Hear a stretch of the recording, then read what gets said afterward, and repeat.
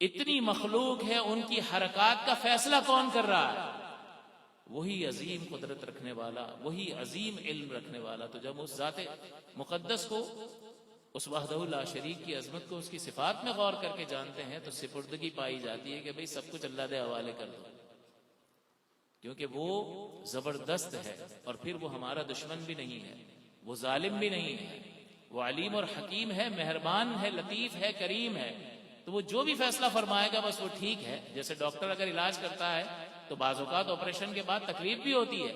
جب اس دوائی کا اثر ختم ہوتا ہے جس سے سن کیا تھا جسم کو، تو درد تو ہوتا ہے، تو ڈاکٹر کو کہ گالی مانگتا ہے آدمی،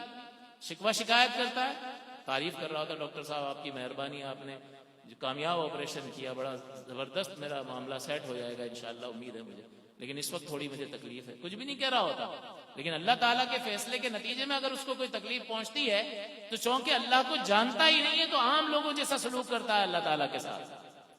اور کہتا ہے ہمارا ہی گھر مل گیا ہے، مصیبتوں نے تو ہمارا ہی در دیکھ لیا ہے، تو اس کا مطلب یہ اپنے خالق کو پہچانتا نہیں ہے۔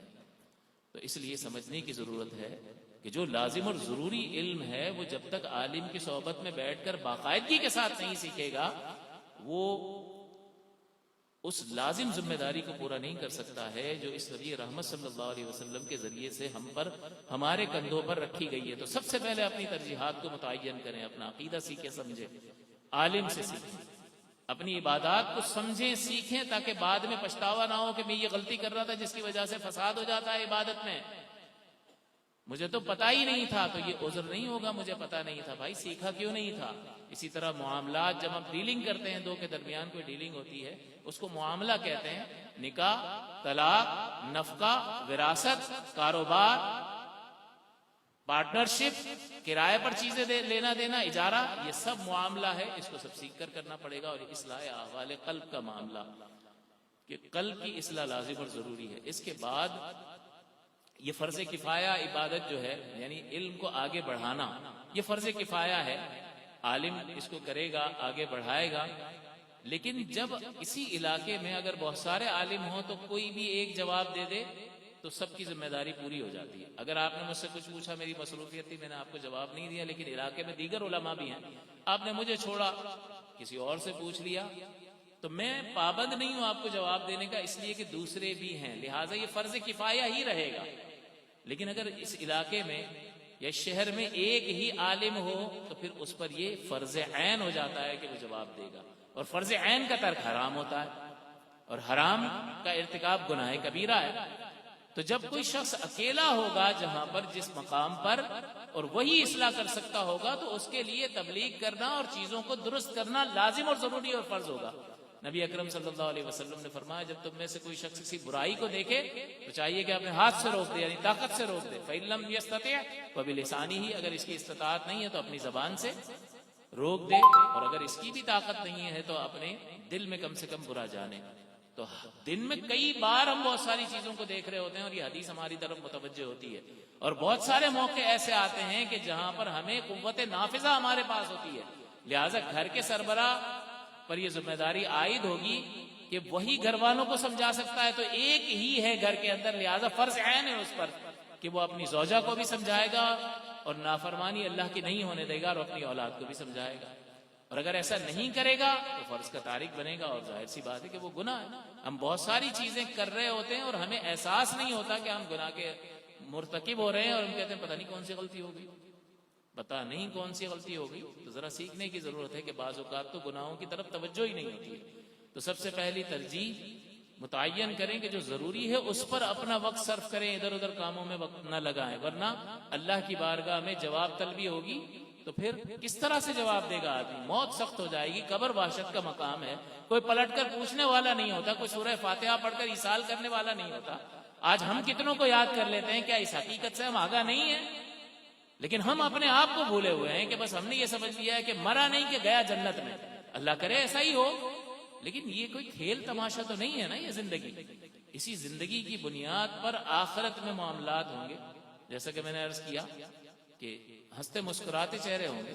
اور بعض چہرے پر سیاہی چڑھ رہی ہوگی، وَوُجُوهٌ يَوْمَئِذٍ عَلَيْهَا غَبَرَةٌ تَرْهَقُهَا قَتَرَةٌ، چہرے ایسے ہوں گے بعض کہ ان پر غبار چڑھ رہی ہوگی، اور سیاہی ان پر چڑھ رہی ہوگی ان کے چہروں پر، حالانکہ دنیا میں گورے چٹے تھے، اب کیا ہوا؟ لیکن یہاں پر جو کمایا تھا اس کا نتیجہ اب انہیں بھگتنا پڑ رہا ہے۔ اس لیے ہمیں اللہ سے ڈرنا ہوگا، اپنی ترجیحات متعین کرنی ہوں گی۔ جو کچھ نبی رحمت صلی اللہ علیہ وسلم لائے اس کو سیکھا یا نہیں، اس کی جواب دہی ہمارے سامنے ہے۔ پھر جو نہیں آتا وہ عالم سے سوال کریں گے، اور عالم جیسی رہنمائی کرے گا پھر اپنی عقل کے گھوڑے نہیں دوڑائیں گے، اس کی رہنمائی کے مطابق ہمیں چلنا ہوگا۔ اس لیے بعض اوقات ایسا ہوتا ہے کہ ہم بہت ساری نئی چیزیں ایجاد کر لیتے ہیں۔ اعلیٰ حضرت امام اہل سنت سے سوال ہوا، ہمیں یہ سوچنا چاہیے کہ ہم جو نئی چیز ایجاد کر رہے ہیں وہ اگرچہ مباح ہو، نہ گناہ نہ ثواب، اور ہم نے اس کو اچھی نیت سے کر لیا تو جائز بھی ہو گیا، ہو سکتا ہے مستحب ہو جائے، لیکن یہ دیکھنا ہوگا کہ کہیں آگے جا کر یہ مسلک کے لیے نقصان کا باعث تو نہیں ہوگا۔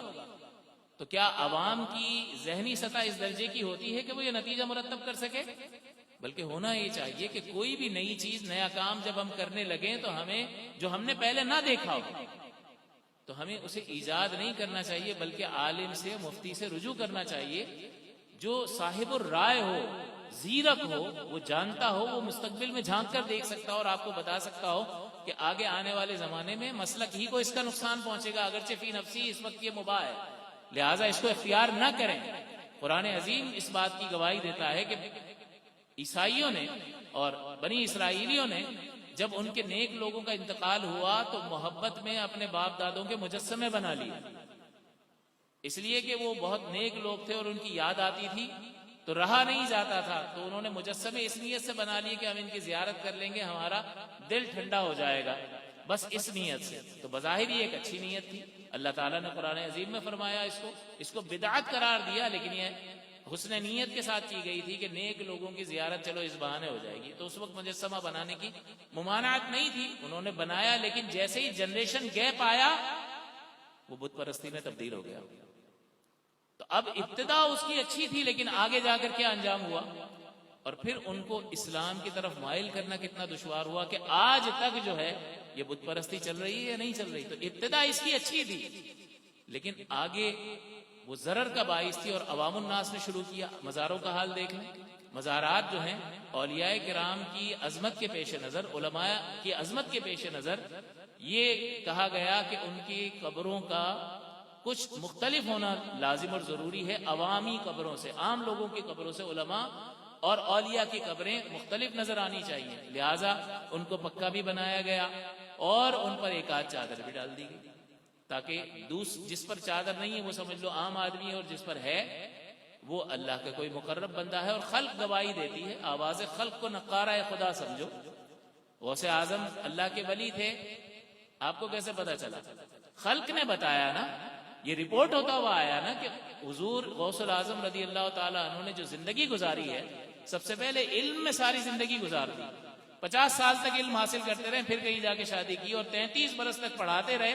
آخری عمر تک تدریس جاری رکھی ہے۔ غوث پاک کا نام لینا اور قادری کہلانا بہت آسان ہے، لیکن جس تکلیف میں غوث الاعظم رضی اللہ تعالیٰ عنہ نے یہ علم حاصل کیا وہ پڑھنے سے تعلق رکھتا ہے۔ کرامات کا معاملہ آپ کی زندگی کا ایک حسین پہلو ہے، اس کو بھی بیان ہونا چاہیے، لیکن ہمارا جو تعلق شیخ عبد القادر جیلانی کی ذات اقدس سے ہے وہ کرامات کی بنیاد پر ہے۔ کبھی یہ بھی تو پڑھ کر دیکھو نا آپ کی سیرت طیبہ میں کہ علم کے حصول کے لیے آپ نے کتنی قربانیاں دی اور کتنی تکلیفیں اٹھائی ہیں اور کتنی بھوک برداشت کی ہے۔ آج ہمیں تھوڑی سی تکلیف ہو جائے تو ہم کہتے ہیں بھائی میں نہیں پڑھ رہا، لیکن انہوں نے کر کے دکھایا ہے، اور پھر کر کے دکھانے کے بعد رسوخ حاصل کیا، بلند مقام حاصل کیا، اور پھر حضور کے اس کلمے کو بلند کرنے کے لیے، اس علم کو پھیلانے کے لیے، اللہ کے دین کی سربلندی کے لیے آگے